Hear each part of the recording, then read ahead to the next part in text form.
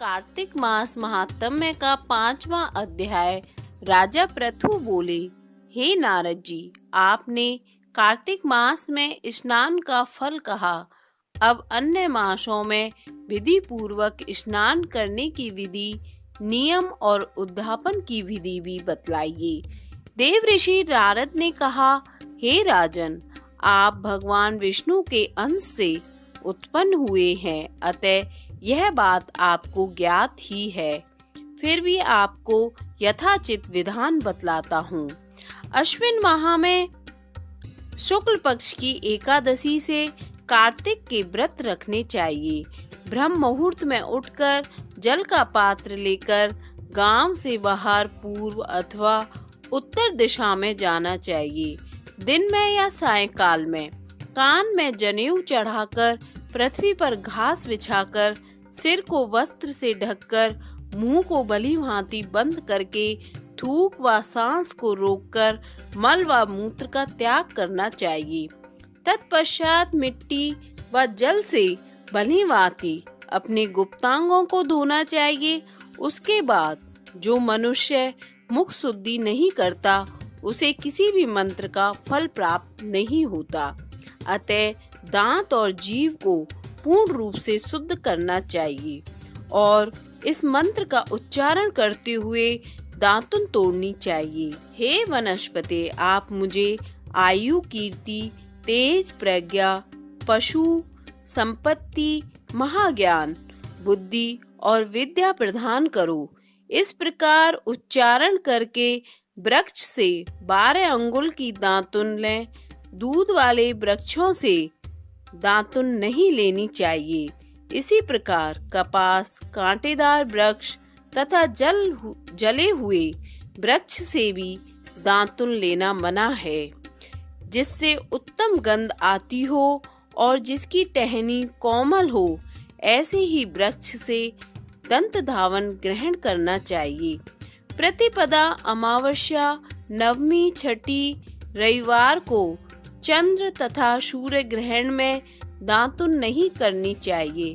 तत्पश्चात भली भांति स्नान करके फूल माला, चंदन और पान आदि पूजा की सामग्री लेकर प्रसन्न चित्त व भक्ति पूर्वक शिवालय में जाकर सभी देवी देवताओं की अर्घ्य, आचमन्य आदि वस्तुओं से पृथक पृथक पूजा करके प्रार्थना एवं प्रणाम करना चाहिए। फिर भक्तों के स्वर में स्वर मिलाकर श्री हरि का कीर्तन करना चाहिए। मंदिर में जो गायक भगवान श्री हरि का कीर्तन करने आए हों, उनका माला, चंदन, तांबुल आदि से पूजन करना चाहिए, क्योंकि देवालयों में भगवान विष्णु को अपनी तपस्या, योग और दान द्वारा प्रसन्न करते थे। परंतु कल युग में भगवत गुणगान को ही भगवान श्री हरि को प्रसन्न करने का एकमात्र साधन माना गया है।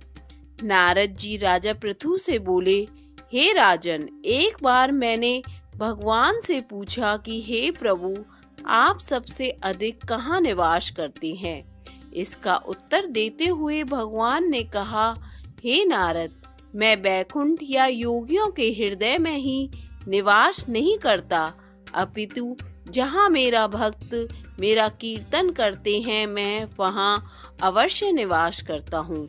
जो मनुष्य चंदन, माला आदि से मेरे भक्तों का पूजन करते हैं, उनसे मेरी ऐसी प्रीति होती है जैसी कि मेरे पूजन से भी नहीं हो सकती। नारद जी ने फिर कहा, सीरिस, धतूरा, गिरजा, चमेली, केसर, कंदार और कटहल के फूलों व चावलों से भगवान विष्णु की पूजा नहीं करनी चाहिए। अड़हल, कंद, ग्रीस, जूही, मालती और केवड़ा के पुष्पों से भगवान शंकर की पूजा नहीं करनी चाहिए। जिन देवताओं की पूजा में जो फूल निर्दिष्ट हैं, उन्हीं से उनका पूजन करना चाहिए। पूजन समाप्ति के बाद भगवान से क्षमा प्रार्थना करनी चाहिए कि हे सुरेश्वर, हे देव, ना मैं मंत्र जानता हूँ, ना क्रिया, मैं भक्ति से भी हीन हूँ। मैंने जो कुछ भी आपकी पूजा की है उसे पूरा करें।